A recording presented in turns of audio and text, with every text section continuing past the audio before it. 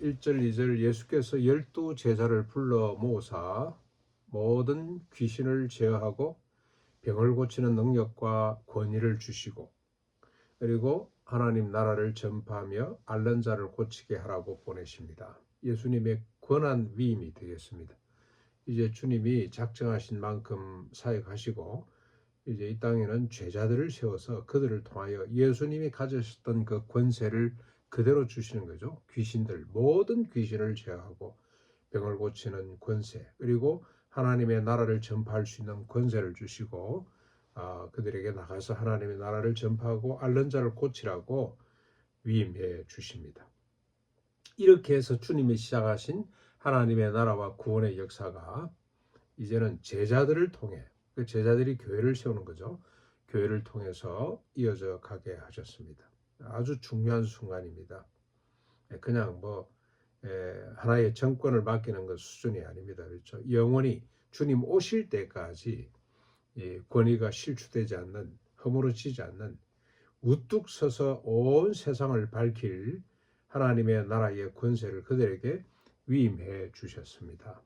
얼마나 놀라운 순간인지 알 수 없습니다. 그러자 3절 5절 제자들이 어떻게 이 사명을 감당해야 될지 연이어서 말씀을 합니다. 이 권세를 위임받은 제자들의 삶의 자세라 그럴까? 아주 중요한 이야기입니다.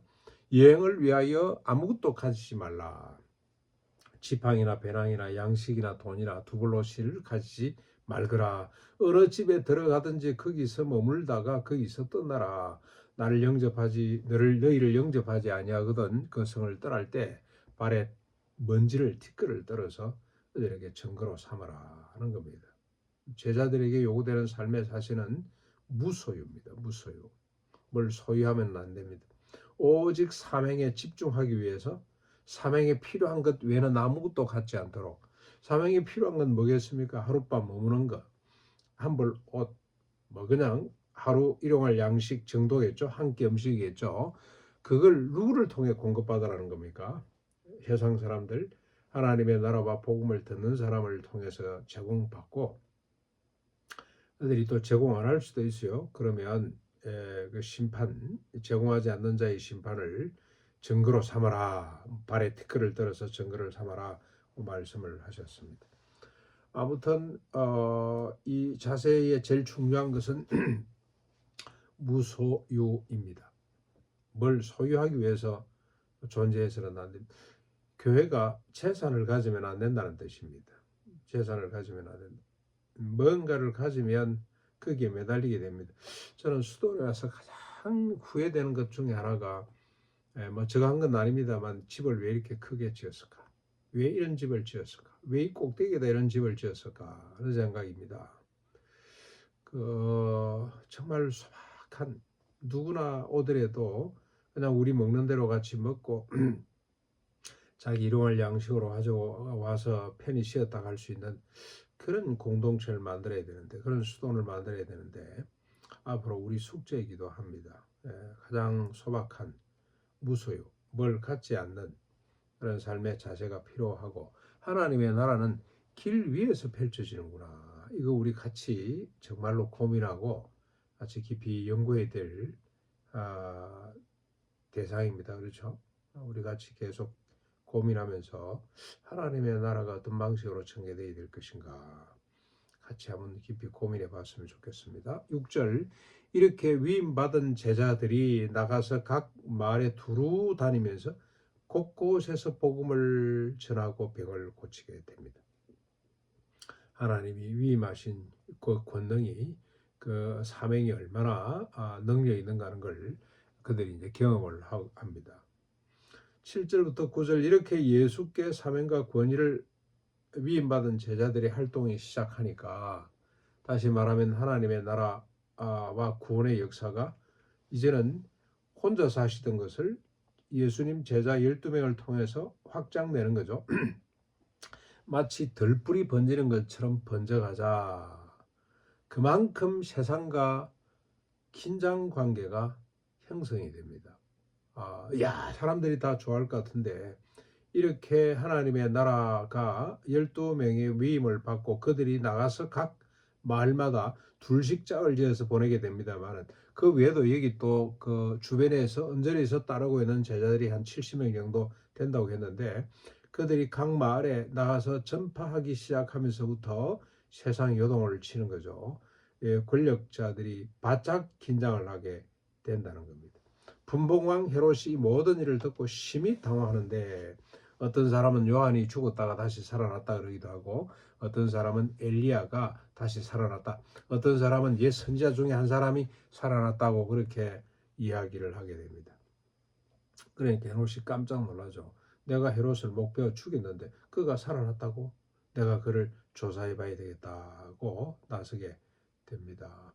세상에 가진 자들이 긴장하게 되는 거죠. 권력자들, 소위 세상의 엘리트라고 하는 사람들이 바짝 긴장하게 되는 것을 보게 됩니다. 이 갈등 구조를 우리가 놓치지 말아야 됩니다. 결국 나중에는 세상의 권력을 가진 사람들이 하나님의 나라를 진멸하려고 합니다. 칼로, 창으로, 군합발로 짓밟았습니다마는 그 권세들은 그 권력들은 다 소멸되고 바뀌고 했습니다마는 주님이 시작하신 하나님의 나라, 교회의 역사는 지금도 이어져 가고 있습니다. 주님 오실 때까지 계속될 겁니다. 오늘 우리가 이곳에서 하나님의 나라를 제대로 선포하면 반드시 세상과는 긴장 관계가 유발된다는 거 우리가 이거 놓치지 말아야 됩니다. 10절로 11절 제자들이 돌아와 자기들이 행한 것을 예수께 아뢰니다. 예수가 제자들을 데리고 베세다라고 하는 곳으로 떠나가십니다. 또 그곳에 머물지 않고 이제는 지역 자체를 옮기는 거죠. 왜냐? 주님은 한 곳에 계속 머물지 않고 떠나시는데 빨리 복음이 확산될 수 있기를 하나님의 나라가 번져갈 수 있기를 원하기 때문에 한 곳에 머물지 못하고 베세다라는 곳으로 왔습니다. 그랬더니 무리가 이 사실을 알고 조용히만 떠났던 것 같아요. 무리가 야 주님이 베세다로 제자들이 베세다로 갔다 하는 이야기를 듣고 수많은 사람들이 따라왔습니다. 그랬더니 예수님께서 그들을 일일이 다 영접하시고 하나님의 나라를 가르치시고 병든 사람 병을 고쳐 주셨습니다. 날이 저물어 가매 12 제자들이 여기는 빈들이니 무리를 보내서 각 마을로 촌으로 가서 유하고 먹을 것을 얻게 합시다고 제안을 합니다. 그랬더니 예수님께서 13절이죠. 너희가 먹을 것을 주라. 너희가 먹을 것을 주라. 그랬더니 제자들이 우리에게 떡 5개 물고기 2마리밖에 없는데 이 많은 사람 남자들만 하도 5,000명 정도 된다고 했는데 이 많은 사람들 먹을 것을 사지 않고서는 감당이 안 됩니다. 살리면 돈이 부족합니다. 각각 그냥 집으로 돌려보냅시다 하는 말이죠. 그러나 예수께서 제자들에게 한 50명씩 때를 지어 앉히라고 하시고 떡과 물고기를 가지고 보리떡 5개 물고기 2마리밖에 안 되는 거죠. 그렇죠? 하늘을 우러러 축사하시고 제자들에게 주어서 무리에게 나누라고 하십니다. 무리가 다 배불리 먹고 남은 조각을 거두니 12바구니나 되었더라. 여러분 예수님은 어떤 분입니까? 인간의 먹을 것을 아시고 해결해 주시는 분이죠. 그것도 하루치 양식도 주님은 이게 지금 뭐 하루 종일 있었다고 보면 뭐 한 끼 정도 굶은 거죠. 저녁 정도 굶은 것 같습니다. 누가 도시락 들고 왔다가 그 남은 그 어린아이의 도시락이라고 했는데 그것 가지고 저녁을 먹는 걸 보면 한 끼 이 음식도 주님은 관심을 갖고 배를 채우시는 분이 우리 주님이시구나. 그게 누구에게 위임됩니까? 제자들에게 교회에게 그대로 위임이 됐습니다. 너희들이 먹을 것을 주라. 오늘 이 땅 위에 하루에 25,000명씩 굶어 죽는 사람이 있다는 것은 이 교회 책임이죠. 정부 책임도 아니고요. 국제사회 책임도 아니고 교회 책임입니다. 교회가 이 일을 감당해야 되는 거죠. 한쪽에는 지금 차고 넘치잖아요. 이걸 나누면 되는데 왜 못 나누도록 막아놨는지 모르겠어요. 북한이 굶어 죽어도 우리 남한의 쌀이 남아돌아도 갖다 줄 수가 없어. 국제법의 위반이라. 무슨 법이 그런 법이 있습니까? 이 법을 깨뜨리기 위해서 이 권세죠. 이 권세와 긴장관계를 일으키고 깨뜨려야 될 세력이 누굽니까? 우리 교회입니다. 교회. 주님은 이 땅의 모든 인간입니다. 여기 예수 믿고 안 믿고를 떠나서 모든 인간의 배를 채우시는 분이에요. 아름다운 밀로 배를 채우시는 분이 하나님이시고 주님이시라. 이 사명이 우리에게 주어졌어요. 우리가 이 사명 감당할 수 있어야 됩니다.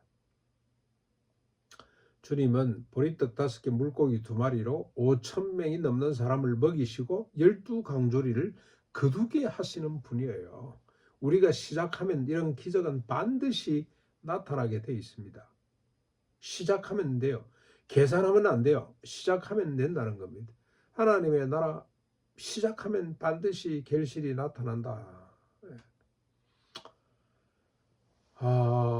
얼마나 참 아름다운 장면인지 알 수가 없습니다. 그런데 이렇게 능력 있으신 주님께서 남은 조각을 거두러 가신 이유가 뭐냐?